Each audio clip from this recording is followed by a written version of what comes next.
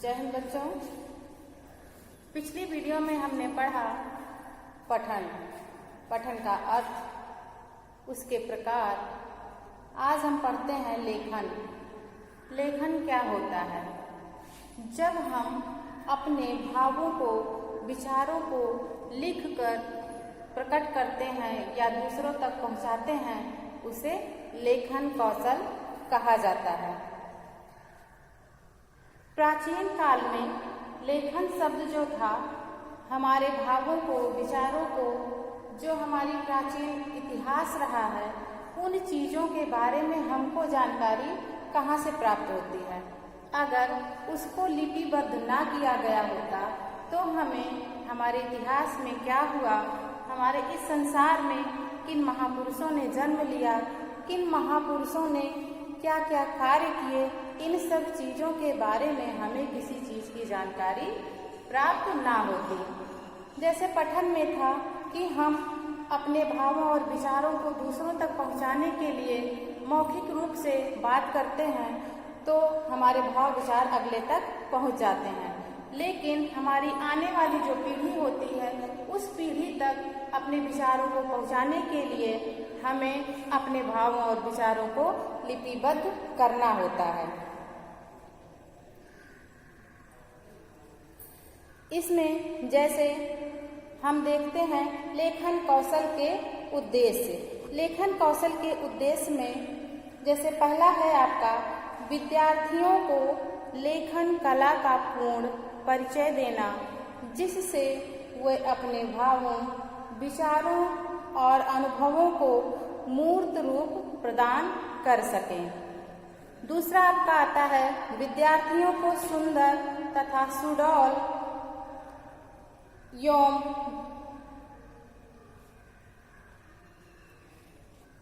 स्पष्ट लेख की शिक्षा देना। हम अपने बच्चों को ये बताते हैं कि आप सुंदर लेख लिखिए, अक्षर को छोटा और बड़ा मत बनाइए, एक साइज में लिखिए, जिससे हमारी जो लिपि होती है वो अधिक सुंदर लगती है। तीसरा आपका आता है विद्यार्थियों के शब्दकोश को सक्रिय रूप देना।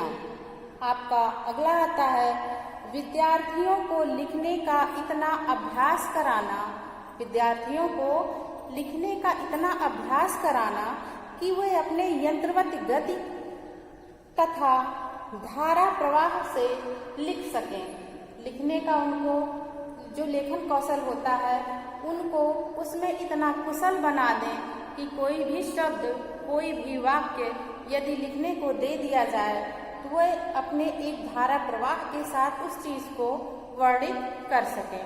अगला आपका आता है विभिन्न विराम चिन्हों का उचित प्रयोग। विराम चिन्ह हमारे कहाँ लगाए जाते हैं? जैसे चिन्ह तो कई प्रकार के होते हैं, अर्ध विराम, पूर्ण विराम। हम उनको वाक्य में किस जगह पर लगाएं, इस चीज़ का उनको पूर्ण रूप से ज्ञान देना। अगला विद्यार्थियों को अपने विचारों तथा अनुभवों को अनुच्छेदों में बांटकर लिखने का अभ्यास कराना।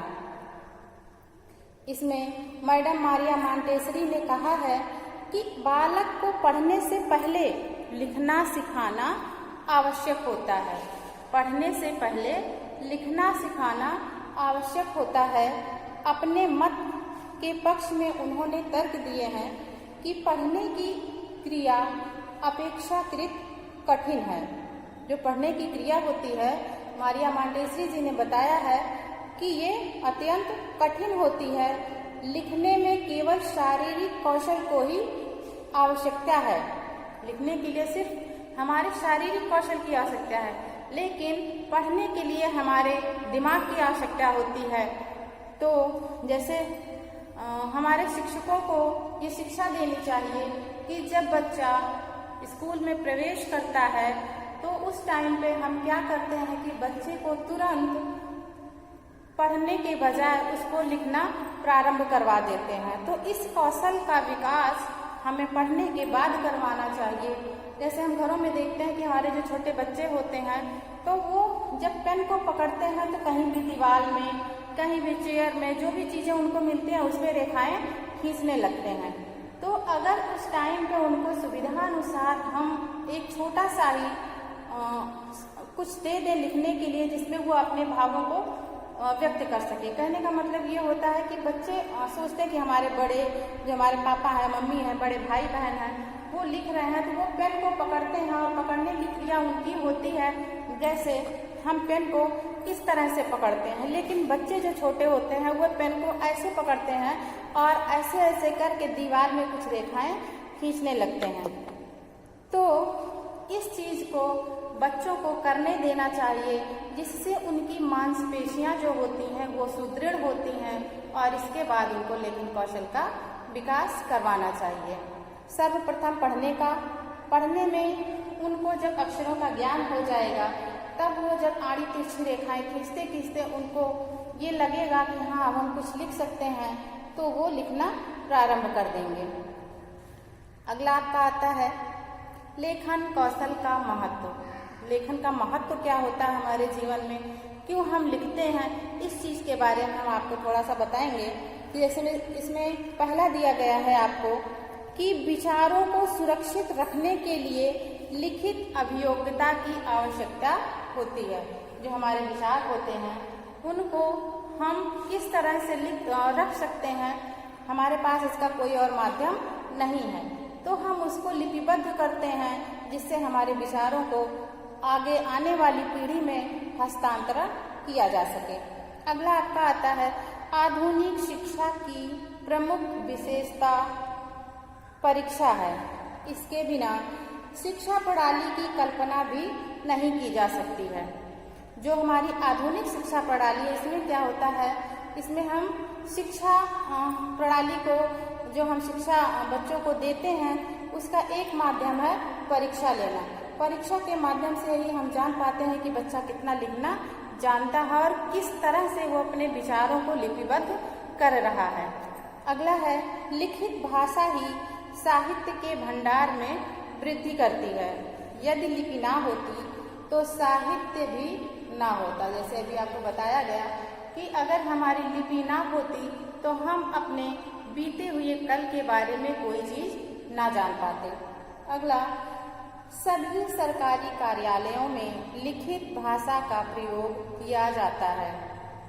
हमारे कार्यालय जो होते हैं, हम कहीं भी, हमको कोई भी कार्य करवाना होता है तो हम उससे एक प्रमाण लेते हैं। वो प्रमाण क्या होता है, लिखित भाषा। क्योंकि ओरल तो हम कुछ भी कह दें, कल हमारे पास उसका कोई प्रमाण नहीं रहता है, इसलिए हम लिखित भाषा में उस चीज को लेते हैं और उसका प्रयोग भी किया जाता है। कार्यालयों द्वारा न्यायालयों में रिकॉर्ड, नियम, नीतियां तथा नियम लिखित भाषा में ही होते हैं। जो भी नियम बनाए गए हैं, जो भी हमारे निर्णय लिए जाते हैं, वो सारी चीजें हमारे लिखित रूप में ही प्रयोग की जाती हैं। अगला आपका है लिखित भाषा ने हमें हमारी प्राचीन सभ्यता तथा संस्कृति तक पहुंचाया है। जो हमारी प्राचीन भाषा रही है, हमारी प्राचीन सभ्यता रही है, उन तक पहुंचने के लिए हम किन माध्यमों से पहुंचे हैं, वो कौन से माध्यम है, वो माध्यम हमारा लिपि है। लिपि के द्वारा ही हम पुरानी चीज़ों के बारे में जानकारी प्राप्त करते हैं। हमें भी लिखित भाषा द्वारा रचनाओं को अपनी भावी पीढ़ी तक पहुंचाना चाहिए। हम अपनी जो हमारे विचार हैं, हमारे भाव हैं, या हम जो कुछ भी करना चाहते हैं, या अपने आने वाले पीढ़ी में, अपने बच्चों में जिन चीज़ों को बताना चाहते हैं, वो चीज़ हमारे पास क्या है, सिर्फ लिपि है। लिपि के माध्यम से अपने सारी चीज़ों को, विचारों को हम वहाँ तक पहुँचा सकते हैं। और इसके बाद अगला टॉपिक आपका आता है लेखन की उपयोगिता। लेखन की उपयोगिता क्यों है? जैसे अभी तक आपने पढ़ा लेखन से हम क्या क्या कर सकते हैं, तो इसकी उपयोगिता क्यों होती है, इसके बारे में एक दो पॉइंट आप देख लीजिए। जैसे पहला है भाषा की दृष्टि से अभिव्यक्ति में संक्षिप्तता लाना। भाषा की दृष्टि से अभिव्यक्ति में संक्षिप्तता लाना। अगला, सुसंबद्धता बनाए रखना। अगला, विराम चिन्हों का यथोचित प्रयोग करना।